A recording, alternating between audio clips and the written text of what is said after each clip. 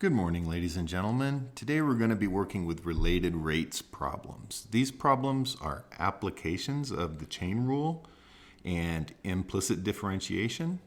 And in these problems, we will always do our differentiating with respect to time.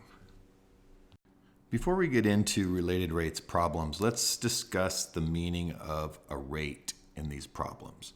Rates are always going to be change with respect to time and will be represented as derivatives.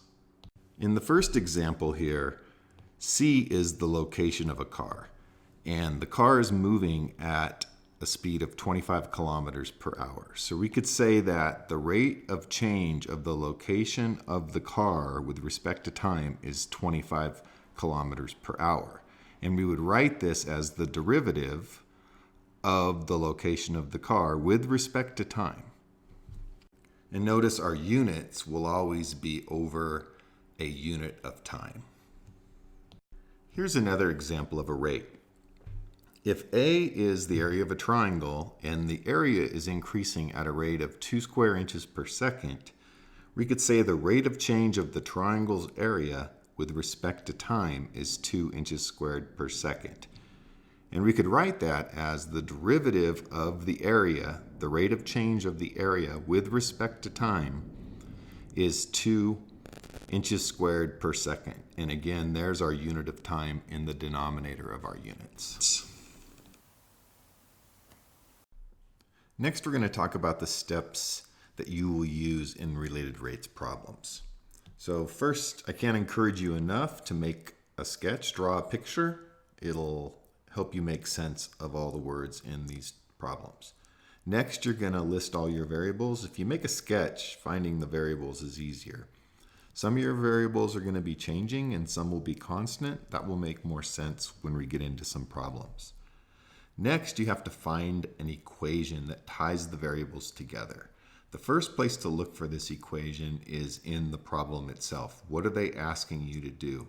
If you're to find the rate of change of an area, well, the area equation might be the equation you start with.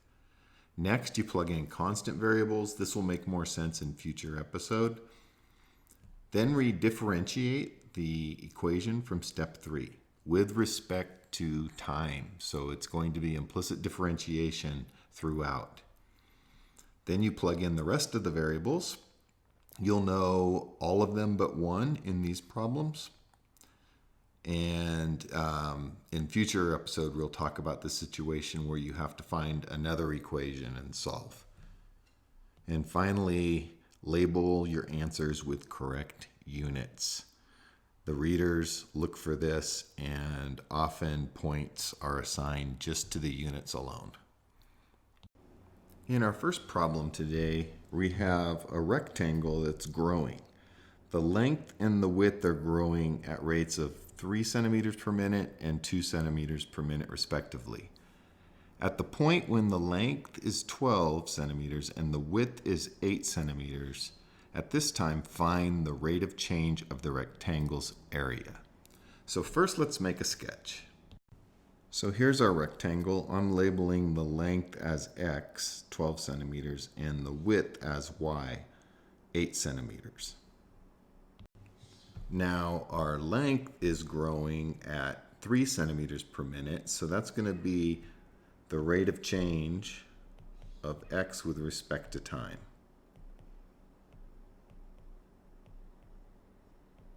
And our width is growing at 2 centimeters per minute, so that's going to be our rate of change of Y with respect to time, and that's going to be 2 centimeters per minute.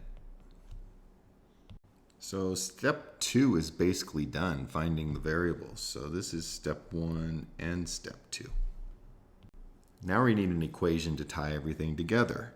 Now let's look at what they're asking. They're asking us to find the rate of change of the rectangle's area. Well, that's a big clue that you want to take a look at that area formula as your equation. So step 3 is going to be our equation. That's going to be area equals X times Y. Now in step 4, we plug in any constant variables, but both our length and our width are changing. X and Y are both changing. So there's nothing to do here in step 4. In step 5, we're going to differentiate the equation in step 3 with respect to time. So the derivative of a with respect to time is going to be dA dt. And now we're going to use the product rule. First factor times the derivative of y with respect to time, plus the second factor times the derivative of x with respect to time. Now in step 6, we're going to plug in the rest of our variables and simplify. So we get 48, and last we want to make sure we label this with the correct unit. So this is the rate of change of area, so that's going to be centimeters squared per unit of time. In this problem, it's minutes. In our next problem, we have a right circular cylinder, and it has a height of 12 and a radius of 8, and it's growing such that the radius is increasing at 3 centimeters per second and the height is decreasing at a rate of 2 centimeters per second. In part 1 of this problem, we need to find the rate of change of the volumes of the cylinder's volume. So first, let's draw a sketch. So here's our cylinder. We have a radius of our cylinder of 8. We have a height of 12. The rate of change of the radius, it's growing at 3 centimeters a second, and the height is decreasing at 2 centimeters per second. Now, next we're going to find our variables, or list our variables. So we have a radius that's equal to 8. We have a change in the radius with respect to time, which we can call r prime, of 3, positive 3. Then we have a height of 12, and we have a change in height with respect to time. We can call that h prime, and that's going to be negative 2 because that's decreasing. Now we're on to step 3, and step 3 we have to find an equation to tie the variables together. So a good place to look for your equation is look what you're asked to do. So we're looking to find the rate of change of the cylinder's volume. So the cylinder volume equation ties all of our variables together. So let's see how that looks. Now in step 4, we will plug in the constant variables, but you should notice that the radius is changing and the height is changing and the volume is changing. So there are no constant variables. So step 4, not applicable. Now we will differentiate our equation from step 3. So that's going to be, I'm going to call that volume prime. It's a little quicker, but that's the derivative or the rate of change of the volume with respect to time. Now I'm going to factor out pi, and we're going to use the product rule on r squared times h. So it's the first factor, r squared, times the derivative of h with respect to time. So that's h prime. Plus the second factor times the derivative of r squared with respect to time. So that's going to be the outer function 2r times the inner function r prime. Now for step 6, I went ahead and plugged in r, h prime, h, and r prime, and that comes out to be 448 pi. And now think about the units. It's a change in volume. So volume is defined in cubes, so that's going to be centimeter cubed per unit of time. In this problem, it's seconds. And again, it's really important to get the units right on these problems. In this next problem, I went ahead and did step 1 in advance. So we have a 15-foot ladder. Here's our 15-foot ladder leaning against a wall.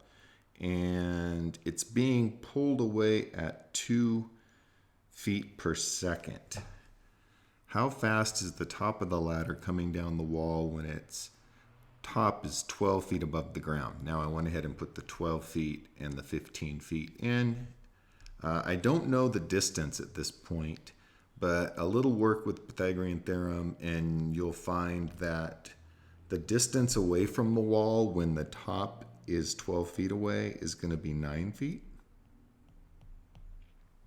And the rate of change, x prime, that x is increasing because we're pulling the ladder away from the wall. So that's going to be 2 feet per second. So there's a pretty good picture.